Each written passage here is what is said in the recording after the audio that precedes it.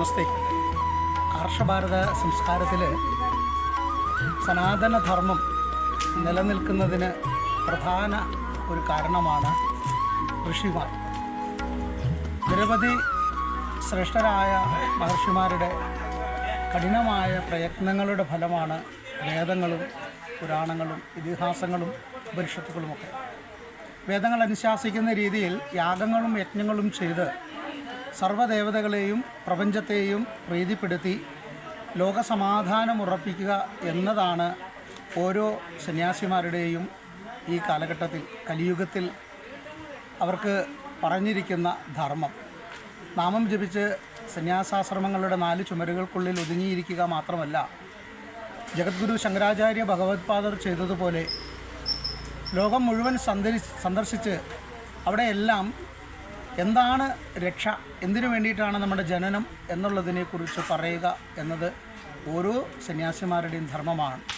ഇന്ന് ഈ കലിയുഗത്തിൽ എവിടെ നോക്കിയാലും ഉണ്ണാനും ഉറങ്ങാനും ഉണ്ണികളെ സൃഷ്ടിക്കാനും മാത്രമാണ് ജന്മമെന്നാണ് പലരും ചിന്തിച്ചിരിക്കുന്നത്. അത് യഥാദേവ തഥാഭക്ത എന്ന് പറയുന്നത് പോലെ ദേവൻ എപ്രകാരമാണോ അപ്രകാരം തന്നെ ആയിരിക്കും ഭക്തരും. യഥാർത്ഥത്തിൽ നമ്മൾ വിഷ്ണുവിനെ പൂജിക്കുന്നവൻ വിഷ്ണുഭാവം ഉണ്ടാകും, ശിവനെ പൂജിക്കുന്നവൻ ശിവൻ്റെ ഭാവം ഉണ്ടാകും, ഭദ്രകാളിയെ പൂജിക്കുന്നവർക്ക് ആ ഭദ്രകാളിയുടെ ഭാവം ഉണ്ടാകും. പക്ഷേ പലരും വിചാരിച്ചിരിക്കുന്നത് ഭദ്രകാളി എന്നാൽ അല്ലെങ്കിൽ ദുർഗ എന്നാൽ ആദിപരാശക്തി എന്നാലൊക്കെ അതിൻ്റെ ആ രൂപഭാവങ്ങൾ കാണുമ്പോൾ 64, 51 ഒക്കെ കഴുത്തിൽ തലയോട്ടിമാലകളിട്ട് ദാരികൻ്റെ ശിരസ് കയ്യിൽ പിടിച്ച് നാവൊക്കെ നീട്ടി രക്തമൊലിപ്പിക്കുന്ന ആ ഒരു ഭീകര രൂപമാണ് നമുക്ക് തോന്നിക്കുക. ശരിക്കും ഇന്നിവിടെ നടക്കുന്ന ചണ്ഡികാ യജ്ഞം തന്നെ ശ്രീഭദ്രകാളിയെ, അതുപോലെ ദുർഗാ ഭഗവതിയെ, ലക്ഷ്മിയെ, സരസ്വതിയെ, അങ്ങനെ സർവ്വദേവതകളെയും തൃപ്തിപ്പെടുത്തുന്ന ഒരു മഹായജ്ഞമാണ് ഇവിടെ നടന്നത്. അഗ്നിയെ ആദാനം ചെയ്യാതെ അഗ്നിയിൽ നിന്നുകൊണ്ട് ആ അഗ്നിയെ ജ്വലിപ്പിക്കാതെ ഒരു യാഗവും ഒരു യജ്ഞവും ഒരു നാമജപം പോലും ഫലം കാണില്ല എന്നാണ് പറയുക. അപ്പോൾ അങ്ങനെയുള്ളൊരു വലിയൊരു അഗ്നി ആധാനമാണ് യഥാർത്ഥത്തിൽ ഈ 3 ദിവസങ്ങളായി ഇവിടെ നടന്നത്. ദേവി മഹാത്മ്യത്തിലെ 13 അധ്യായങ്ങൾ, അതിലൂടെ 700 ശ്ലോകങ്ങൾ, അത് 3 ദിവസവും പാരായണം ചെയ്ത് ഓരോ ആവർത്തിയിലും ഓരോ അധ്യായം തീരുമ്പോഴും പൂർണ്ണാഹൂതി ചെയ്തുകൊണ്ടാണ് 21 സമിത്തുക്കളടങ്ങുന്ന പൂർണ്ണാഹൂതി പട്ടുവസ്ത്രത്തോടുകൂടി പൂർണ്ണാഹൂതി ചെയ്തുകൊണ്ടാണ് ഈ യജ്ഞം ഇവിടെ ആരംഭിച്ചതും അവസാനിച്ചതും.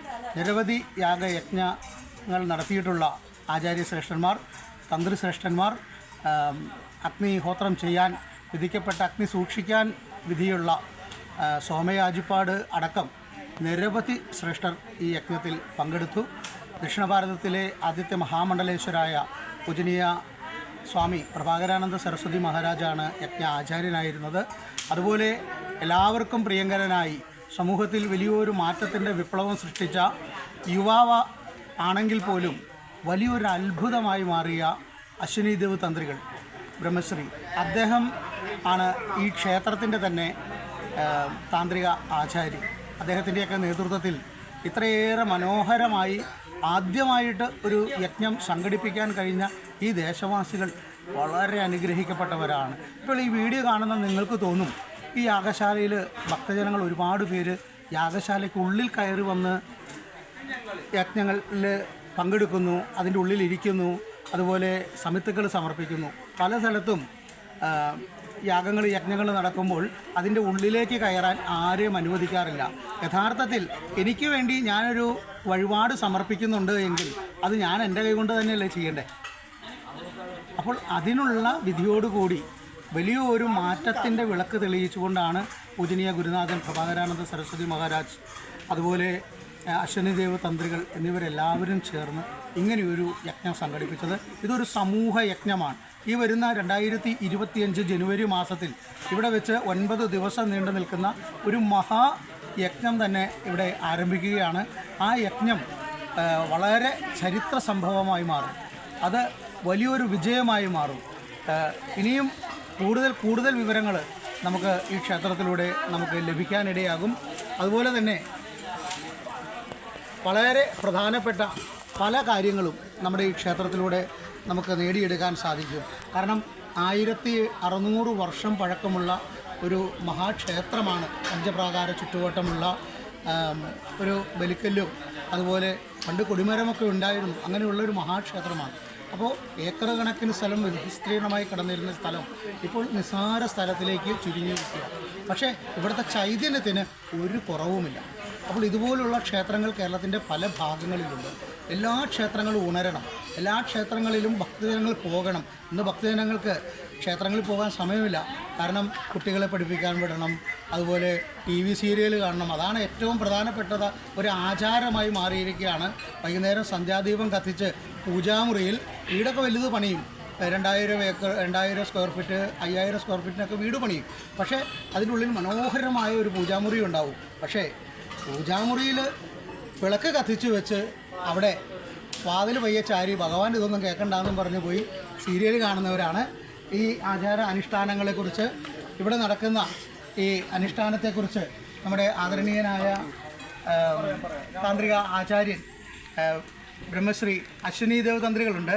അദ്ദേഹം ഇനി ഇവിടെ നടന്ന ഈ യജ്ഞത്തെക്കുറിച്ചും ഇനി നടക്കാൻ പോകുന്ന ആ യാഗത്തെക്കുറിച്ചുമൊക്കെ അദ്ദേഹത്തിൻ്റെ ശബ്ദം കൊണ്ട് തന്നെ നമുക്ക് ശ്രമിക്കാം. നമസ്തേ. ഹരി ഓം നമഃശിവായ. ോടുകൂടി ചടങ്ങ് അവസാനിച്ചിരിക്കുകയാണ്. എന്തായാലും ഇതിൽ പങ്കെടുത്ത എല്ലാ ഭക്തരും വളരെ ഭക്തി പുരസരമായിട്ടുള്ള ഒരു ജീവിതമാർഗവും കൂടി പൂർണ്ണ കർമ്മമാർഗത്തിൽ കൂടി ലയിപ്പിച്ചിട്ടാണ് പ്രാധാന്യം ചെയ്തിരിക്കുന്നത്. വരുന്ന ജനുവരിയിൽ നടക്കുന്ന നവചണ്ഡിക യജ്ഞത്തിന് പ്രാരംഭം എന്നുള്ളവണ്ണം ഒരു വിളംബര യജ്ഞമായിട്ടാണ് ഈ ഒരു യജ്ഞം നമ്മളിവിടെ നടത്തിയിരിക്കുന്നത്. വരുന്ന ജനുവരി മകരമാസത്തിൽ ഉത്തരായനത്തിൽ ക്ഷേത്രോത്സവത്തോടനുബന്ധിച്ച് 9 മഹാകുണ്ഡങ്ങളിൽ ഒരുപാട് ആചാര്യന്മാരും സന്യാസി ശ്രേഷ്ഠന്മാരും ചേർന്നുകൊണ്ട് വിശേഷാലുള്ള ദ്രവ്യഹോമങ്ങളും എല്ലാം വളരെ ഭംഗിയായി നടക്കുന്നതാണ്. വിശേഷാലുള്ള ഈ യജ്ഞത്തെക്കുറിച്ച് നമ്മുടെ ദക്ഷിണ ഭാരതത്തിലെ ആദ്യത്തെ മഹാമണ്ഡലേശ്വരായിട്ടുള്ള സ്വാമി പ്രഭാകരാനന്ദജി മഹാരാജ് ഇതിനെക്കുറിച്ച് സംസാരിക്കുന്നതാണ്. ഹരിയോം. സാധുദർശനം പാപവിമോചനം.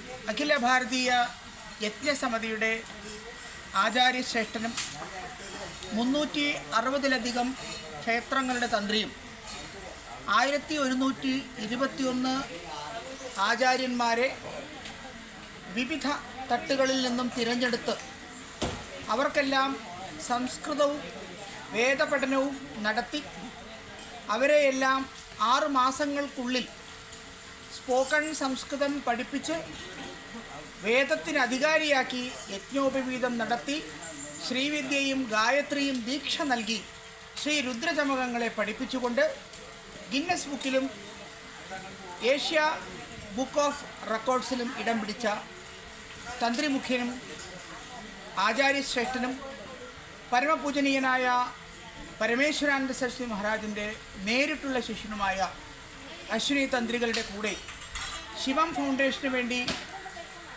ഏറ്റവും ശ്രദ്ധേയരായ ആചാര്യന്മാരെ ചേർത്തുകൊണ്ട് പ്രവർത്തിക്കുവാൻ ലഭിച്ച സൗഭാഗ്യത്തിൻ്റെ വിജയമാണ് ഇന്ന് ഈ കാണുന്ന എല്ലാ പ്രവർത്തനങ്ങളുടെയും അടിസ്ഥാനം.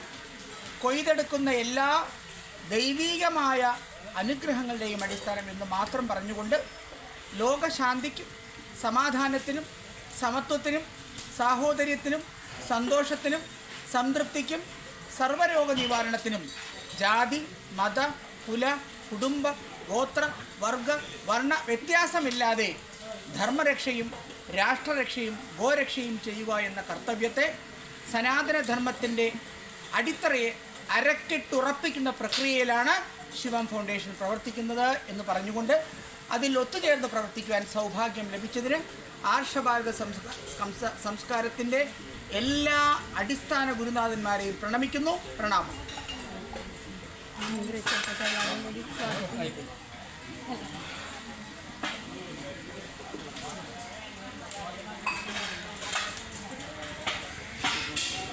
പുരിയിലൊക്കെ പോയിട്ട് ഇപ്പോൾ വന്നിട്ടുള്ളൂ.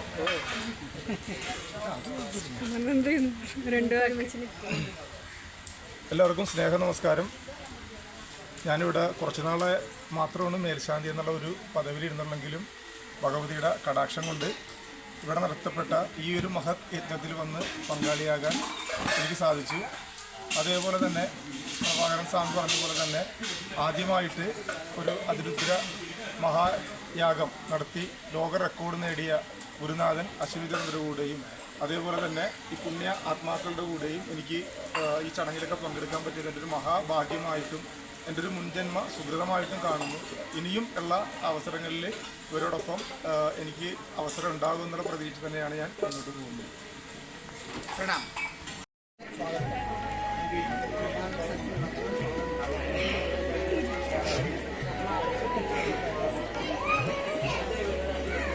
ബ്രഹ്മാനന്ദ സരസ്വതി പാദങ്ങൾക്ക് രാജസ്ഥാനിലേക്ക് സ്വാഗതം.